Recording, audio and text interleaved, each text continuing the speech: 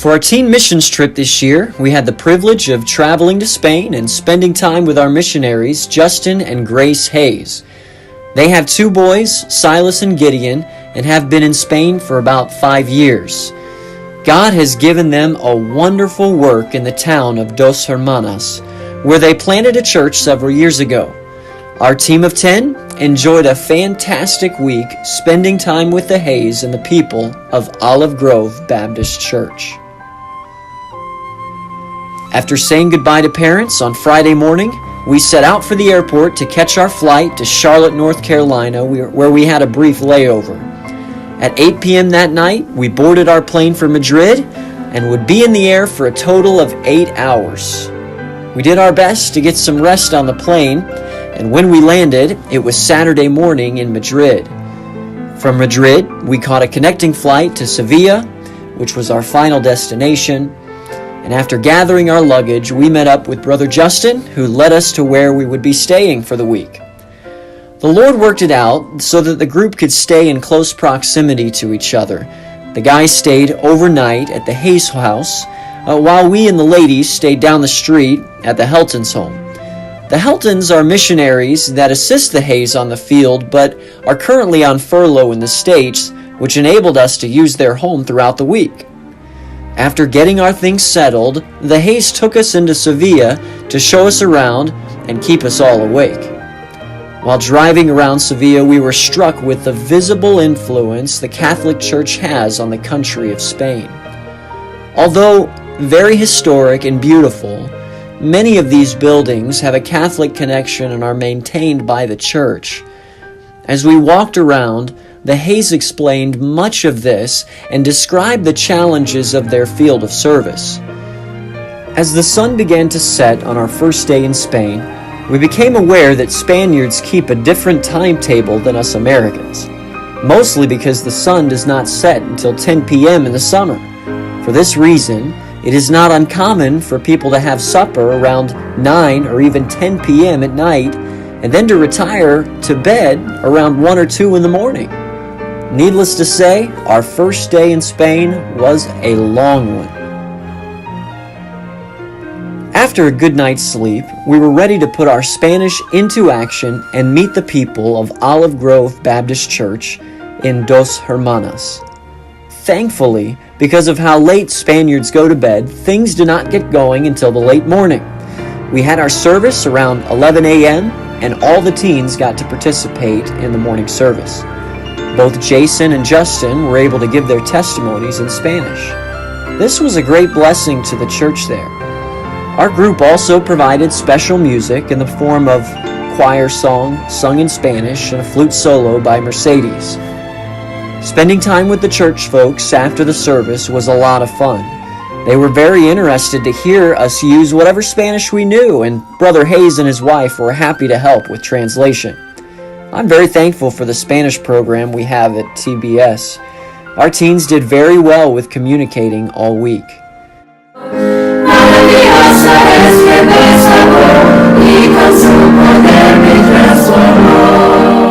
After the service, we spent the day getting to know some of the church folks and prepping the church facility for our painting project. One of the blessings of our trip was the weather. Typically, summertime in Spain means 100-degree plus temperatures. However, they were experiencing cooler than normal weather. So we were able to enjoy a light breeze throughout the day and temperatures in the 60s at night. When Monday morning came, it was time to get to work. After a quick breakfast, we loaded up our backpacks and hit the streets in Dos Hermanas for several hours to pass out church literature. In Spain, it's not illegal to put flyers in mailboxes, so we took advantage of that. Another advantage in Spain is how close the homes are to one another. Because of this, our team was able to cover a large area in the city. As we walked the streets, we prayed that God would penetrate the hearts of the people as they had opportunity to read the material we were passing out. Although 70% of Spain would consider themselves Catholic, religion is not considered one of their core values. As the Hayes put it, there are 2 things Spaniards don't talk about: religion and politics.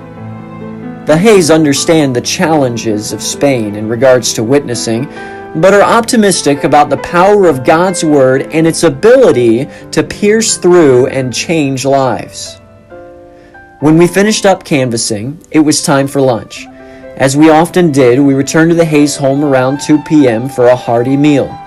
Lunch in Spain means a lot of food, and Mrs. Hayes was a great cook. She did a fantastic job cooking for our group. No hamburgers for us. We enjoyed authentic Spanish food almost every meal. We spent the rest of Monday on our painting project at the church. With an assortment of varying experience within our group, the team did well adjusting to the challenges of painting. Some perfected the art of cutting in, while others enjoyed working with the rollers. Currently, the church meets in a storefront facility that has been renovated by the Hayes. They've done a great job of making their space fully functional with a nursery, Sunday school room, fellowship area, and auditorium. Our painting project covered almost the entire area. Having gotten a great start to our canvassing and painting project, we were all ready for some rest. After dinner, Mrs. Hayes shared her testimony with the group. It was very powerful. I believe the Lord used her testimony to challenge the group, as it would be a source of conversation throughout the trip.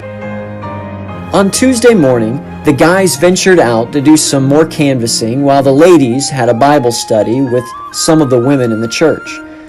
While out canvassing, Brother Justin took us to a local cafe where he showed us the devout nature of many Spaniards to the Catholic Church. In this particular cafe, the owners pride themselves in displaying mock statues of the annual Catholic parades. The statues on display represent parades that take place on the streets of Dos Hermanas. Huge, heavy floats are carried by hooded men who believe they are paying penance for their sins. As they march in unison, lifting statues of Christ and Mary, people line the streets to cheer them on and pay tribute to the church. After canvassing, we headed back to the house and met up with the ladies for lunch. One of the customs in Spain is that of enjoying an afternoon siesta. Businesses will often close for a few hours in the afternoon so that everyone can get a nap. After a busy morning, the group enjoyed taking part in this aspect of Spanish culture. The second part of the day included more painting at the church and dinner with the church family. One of the highlights of our trip was spending time with families in the church. On Tuesday night, we visited the house of Manolo. He and his family have been faithful Christians for a long time. They were very hospitable to us and even shared their testimonies after dinner. While there, our group had the opportunity to sing songs, give testimonies, and eat lots of Spanish food. When we got up Wednesday morning, we had the opportunity to visit a nearby Colosseum built by the Romans. This particular Colosseum was built 200 years before Christ. It was truly an amazing sight to behold. After getting some pictures, having lunch, and getting a quick nap, we headed to the church to finish some things and put everything back together for the evening service. Thankfully, we finished all the painting on Tuesday, which allowed the building to air out and give us some time on Wednesday to set up for the services. In the service on Wednesday, our team ministered in special music once again in Spanish. Brother Justin also gave me the opportunity to preach, and he interpreted the message. One of the things that was neat about the services there was the interest there was to stay around after and fellowship. The Hayes have done an excellent job at creating a friendly atmosphere among the people of his church. With our painting job completed, it was time to finish out our canvassing project. On Thursday, we spent the morning and mid-afternoon passing out literature. The team worked very hard all week, and when we were done, we had passed out over 4,000 pieces of literature, reaching 4,000 different homes. Brother Justin was extremely encouraged at the progress we made and was thrilled with our efforts, to say the least. On Thursday night, the Hayes took us to a beautiful city called Arcos, where we visited some shops and had dinner. While there, Brother Justin discussed some of the inner workings of the Catholic Church and functions of nuns and monks. Arcos is home to what the Catholic Church calls cloistered nuns. These nuns will not interact whatsoever with the outside world. It is truly sad to see people who have subjected themselves to such restriction in order to achieve a false hope. As we got up Friday morning, we knew we were experiencing our last day in Spain. Friday was sightseeing day. We started out our day with breakfast at a local cafe, eating a Spanish favorite, toast, with many different kinds of spreads. We also visited downtown Dos Hermanas, where the local farmers market and shops were. In the afternoon, we ventured to the city of Ronda, where we visited souvenir shops and some of us even enjoyed a hike. That night, we spent time with another family in the church. The kindness of the church there was beyond words. We had the opportunity to be in the home of Jacinto and Tere.